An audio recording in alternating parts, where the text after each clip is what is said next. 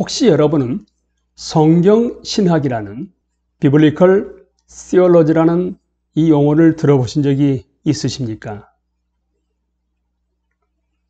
성경신학은 성경 전체, 정경 66권 전체 내용적 흐름 속에서 각각의 텍스트를 파악하는 것을 말합니다. 그러니까 이사야, 로마서, 마가복음, 마태복음을 우리가 해석하고 내용을 파악해 나갈 때 66권 전체 안에서 이사야, 전체 안에서 로마서, 전체 안에서 마가복음 이런 식으로 텍스트를 파악하는 것을 성경신학이라고 얘기를 합니다. 그러니까 성경의 전체적인 일관성을 파악하는 것이죠. 왜 일관성이 있겠습니까?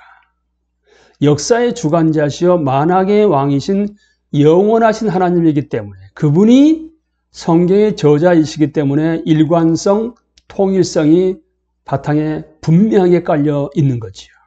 하지만 시대적으로, 역사적으로 그것은 거대한 다양성이 수반되어 있습니다. 그러니까 성경은 창세기 1장부터 요한계시록 22장까지 흐름이 수로가 아닙니다. 인간이 만들어 놓은 쪽에 물을 타고 흘러가는 것이 아니고요. 거대한 강이 굽이치면서 흘러가는 것을 연상할 수가 있습니다. 그렇다면 그 거대한 강이 굽이치면서 흘러간다는 것은 다르게 보게 되면 성경 각각의 본문이 그 거대한 강의 흐름을 만들어내고 있습니다. 하지만 성경의 중심이요 목적지는 분명합니다. 구약의 목적지는 여러분 예수 그리스도이십니다. 뿐만 아니라 예수 그리스도의 재림과 함께 우리는 새로운 창조, 새 하늘, 새 땅, 새 예루살렘이 궁극적인 목적지입니다. 그래서 크레이그 바르톨로무는 우리한테 성경은 드라마다 라고 얘기하면서 1막부터 6막까지 성경의 드라마가 전개되고 있다. 1막은 창조다. 하나님이 자신의 왕국을 세우시는 창조. 그런데 그 피조물인 아담의 반역, 타락으로 말미암아 3막이 시작됩니다. 이제 타락된 그들을 구속하시기 위해서 왕이신 하나님께서 이스라엘을 택하십니다. 그리고 먼저 왕을 위한 백성을 만들어 내시고 이스라엘을, 그리고 왕의 백성을 위한 땅으로 가나안 땅으로 그들이 출애굽을 통해서 여호수아를 통해서 거기에 들어가서 하나님 나라의 백성답게 살 수 있도록 하셨습니다. 하지만 그 삶은 궁극적으로 실패로 끝나고야 말았습니다. 그리고 막간이 있습니다. 신구약 중간기가 있고요. 말라기 이후에 마태복음이 나올 때까지 약 한 400년 어간으로 얘기하지 않습니까? 그리고 이제 사막이 시작됩니다. 왕이 오셨습니다. 예수 그리스도가 성육신에서 이 땅 가운데 구속을 성취하시기 위해서 오신 것이죠.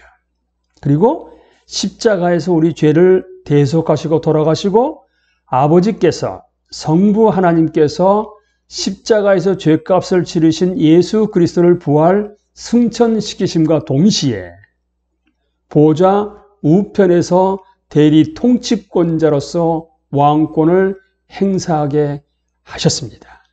왕권을 행사하실 때 첫 번째로 하신 일이 뭐냐 하게 되면 바로 아버지의 그 뜻에 따라서 하나님 나라의 백성으로 선택받은 자들에게 성령을 부어주시는 거죠. 예수 그리스도의 영을 부어주십니다. 그래서 그 영을 성령이 내재한, 임재한 하나님 나라의 백성의 공동체가 교회가 되게 되고 그 교회를 통해서 예수 그리스도, 왕이신 예수 그리스도의 소식이 전파되어 나가기 시작합니다. 사도행전에서 예루살렘, 유다, 사마리아, 땅끝인 로마까지요. 그리고 궁극적으로 로마를 거쳐서 온 세상으로 왕의 소식, 복음, 하나님 나라의 복음이 퍼져나가기 시작합니다. 하나님 나라가 확장돼 가는 거죠. 그리고 육막 마지막에 새 창조는 예수 그리스도께서 재림하신 것이 완성된 구속입니다. 자, 그렇다게 되면 사막에서는 시작된 구속이지 않습니까? 사막에서는 예수 그리스도가 성육신의 오심으로 말미암아 성취된 구속이거든요. 초림이죠. 이제 재림인 육막은 뭐가 되겠습니까? 완성된 구속, 새 창조로 육막으로 끝납니다. 각각의 언약들은 피조물과 인류를 향한 하나님의 궁극적 구원의 시점을 향해서 나아갑니다. 성경의 주요한 언약들이 어떠한 결과로 나타나는지 살피는 것은 성경을 하나의 메시지로 살펴볼 수 있는 매우 유용한 방법입니다. 왜 그러겠습니까? 성경은 구약과 신약으로 되어 있습니다. 구약은 옛 언약과 새 언약이 따로따로 아니라 합쳐져 있는 거죠. 성경 안에서. 그래서 언약은 성경을 관통하고 있는 구조를 형성하기 때문에 각각의 언약들은 피조물과 인류를 향한 하나님의 궁극적 구원의 시점을 향해서 나아간다고 얘기할 수가 있겠죠. 그래서 언약적인 관점에서 성경을 관통해 볼 수가 있습니다.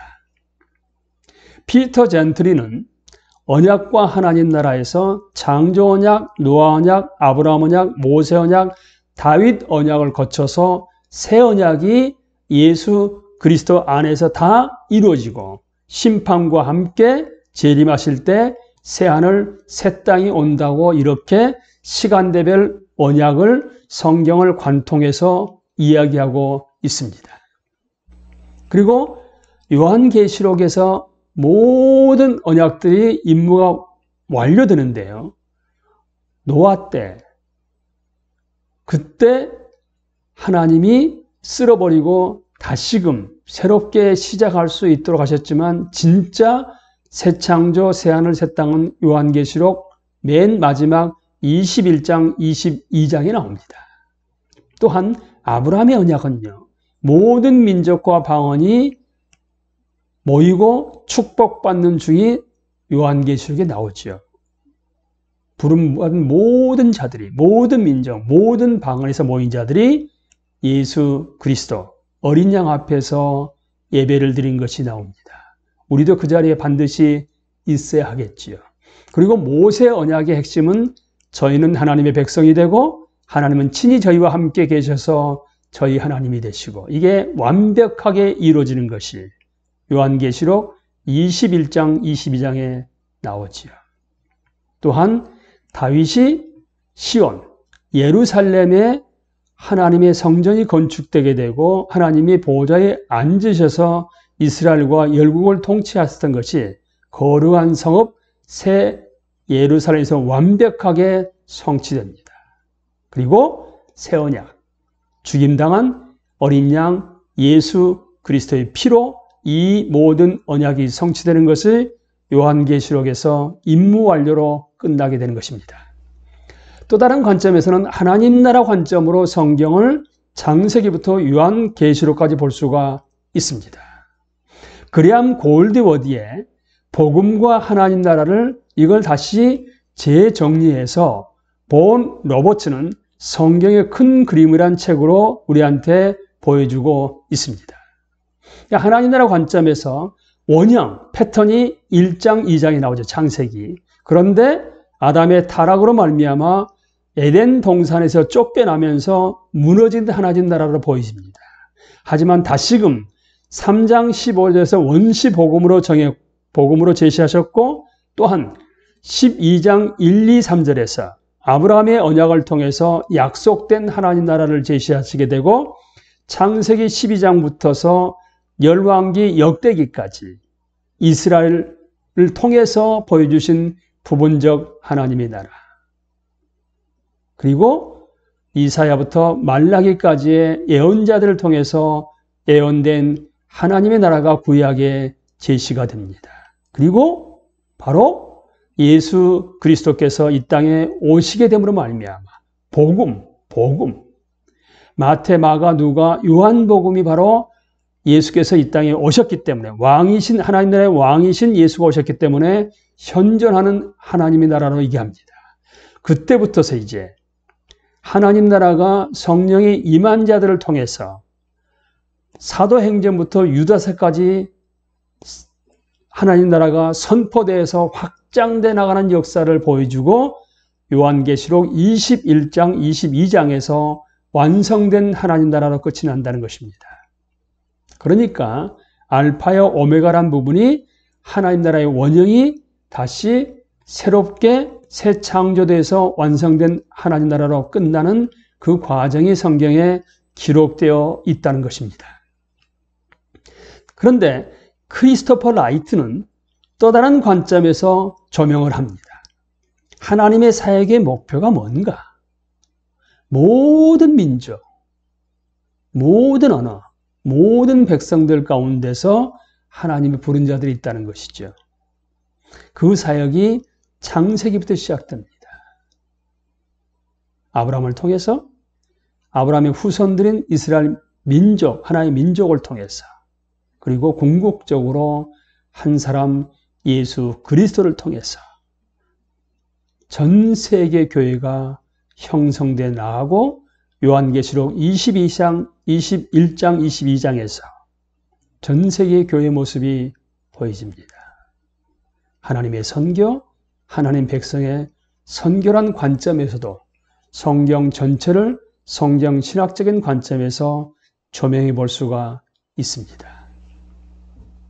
그러면 우리가 성경 신학을 논하는 이유가 뭘까요? 우리는 성경에 대해서 생각하는 것이 아닙니다. 성경은 하나님 말씀입니다. 성경을 통해서 우리의 모든 생각을 형성하고 지도해 나가야 합니다. 성경이 우리의 생각을 형성하고 지도해 나가야 된다는 것을 말하는 것입니다. 성경이 보여주시는 하나님은 살아계십니다.